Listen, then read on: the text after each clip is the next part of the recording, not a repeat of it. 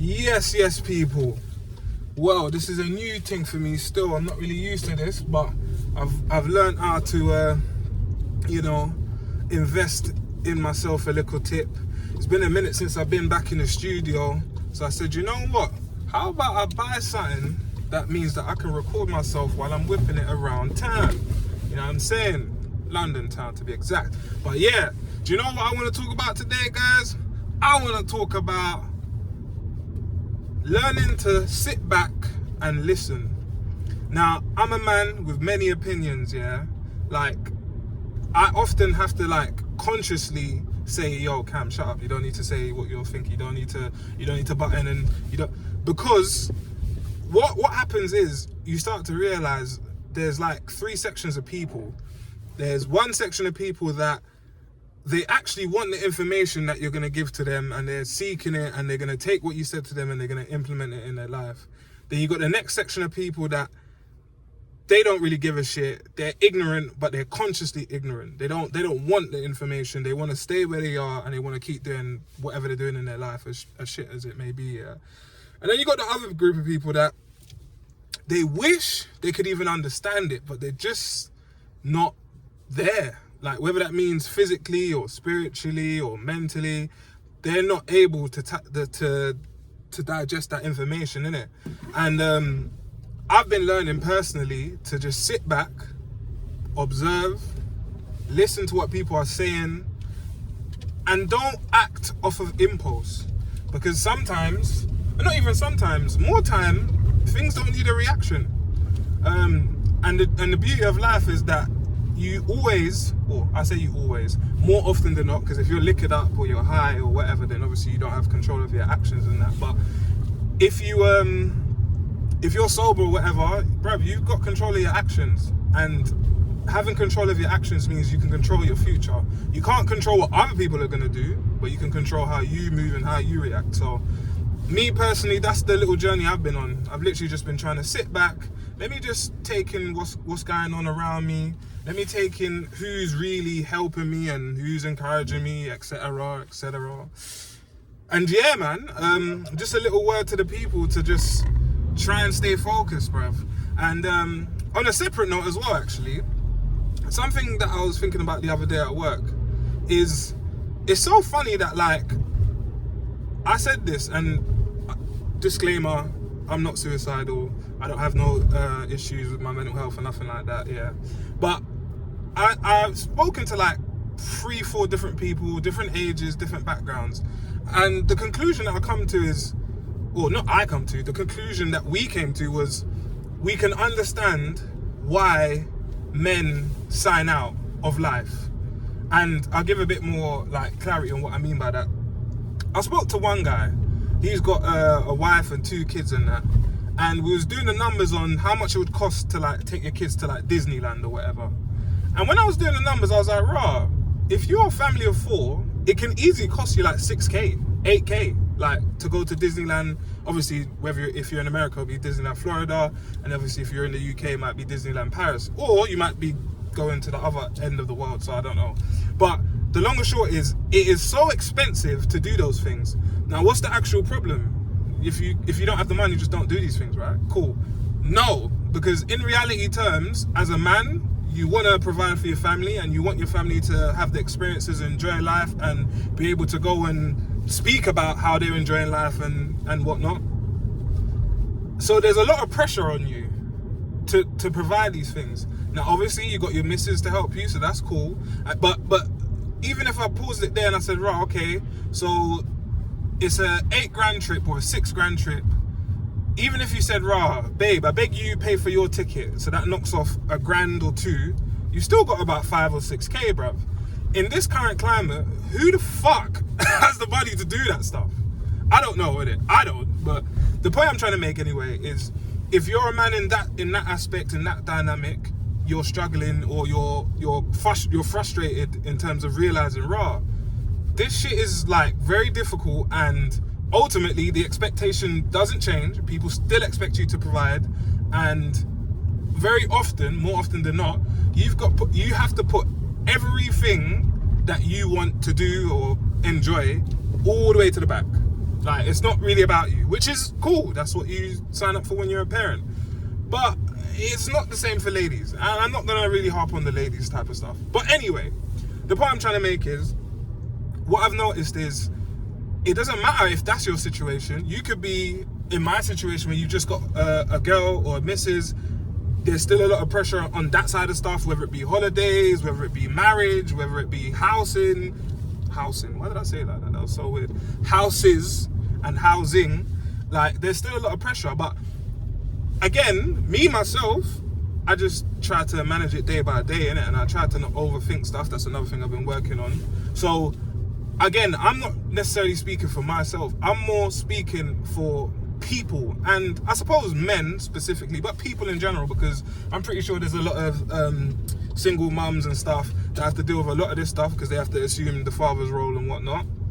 And I suppose my overarching message is, if there was never a time before, now is the time to just be real with yourself and just say, you know what, I might not be able to go out with my friend this week, or I might not be able to go on that holiday this year, or I might not be able to get married next year, or whatever it is.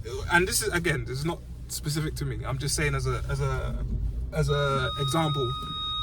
Bro, what's going on with the streets? What's going on with the streets? Trying to get me down and that. But yeah, you might have to skip out on some stuff, man. And I think FOMO is real, and most of my generation, I'm talking the millennials and the Gen Zs, I think we have become so accustomed to, bun it, let's just go anyway. Bun it, I'll just Klarna it. Bun it, I'll just finance it. We've become so accustomed to that many of us, I'm going to say all of us, I'll just say many of us have forgotten that this is real life. And I've actually, I think it was about 2 pods ago, I said, it's almost as if people forget that real life is still going on outside of this. What do I mean by that? You could be a young person, you're trying to make your way in the world, and, you know, maybe a young boy or girl, and maybe you got a job. Maybe you work in, I don't know, let's say Starbucks, or maybe you got whatever job, but it's part-time, and you're making, I don't know, let's say 700, 800 a month. You're a young person. And at that moment in your life, you're thinking, right, yeah, like this is calm, like this is gonna make sense, like I'm making a good couple hundred a week, or I'm making a good couple hundred and whatever. Like you think it's enough, but then you get a girlfriend or you get a boyfriend, and then you want to go on holiday, and then you realize, oh, I want a car, and then you gotta pay for insurance, and every single moment you just start to realize, well, the job that I want to do for fun, and it doesn't even have to be Starbucks. It could be, if you're a young guy, you could be playing semi-professional football or rugby or something. At the moment, you think, yeah, this is calm. Like, I can bang out this job and, you know, this is going to be enough for me. But the minute that you realize, nah, this isn't enough, because there's many things that I want to do that I'm not able to do because I can't fund it. Now, naturally, a lot of us are not blessed with parents that, you know, dropped us 20k, 50k, 100k and said, don't worry about your deposit, just make sure you focus on studies and blah, blah, blah. I didn't grow up like that. I had to, essentially from the age of 18, provide for mainly everything on my own. I'm not talking about a roof over my head, obviously, but when we're talking about clothes, car, travel, you know, anything like that, that's all out my own pocket. No complaints either. But yeah, the long and short of what I'm trying to say in this video, because I'm really freestyling, is understand that it's not even a cost of living crisis. Forget all of that. It's real life. Real life is, we're in a situation where the wages, they're going up like this, and inflation is going up like this. So when you realize that, oh yeah, we're going to get a 5% or a 10% increase, yay, fantastic. But inflation's still going to go up and the rate is not going to be defeated by that, you realize your wages didn't really go up. So the only thing that you can truly do to defeat all of this stuff is act accordingly.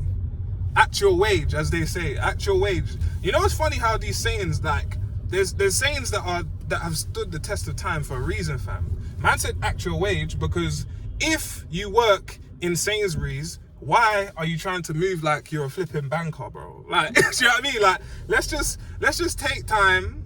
Do you know what I'm saying? Like, let's just take every day as it comes. As I said, you might have to miss out on that Dubai excursion, the jet ski. There's a lot of things you just might have to miss out on. And the beauty of life, before I end this video, the beauty of life is the clubs will always be there. The gallem's always gonna be there. The whips are always gonna be there. And this is the best part. This is my favorite bit that I love about life. No one gives a shit. Like, literally, no one cares. No one cares. Do you know how many clothes that I've worn that I bought like 2 years ago that someone comes to me, oh, bro, this looks wavy, do that? I'm like, bro, I'm not gonna lie. This is just like out of, I guess they call it out of season. I was gonna call it out of date, like it's a fucking milk and that. But this trackie or whatever, or these crepes, they're like, I bought them like 2 years ago. I just stopped wearing them and I just thought, oh, I want to wear it today. And somebody's like, no, it looks cold, it looks cold. No one cares. No one cares. I've got a dent on the left side of my car right now. Can I see it? No. Why would I care?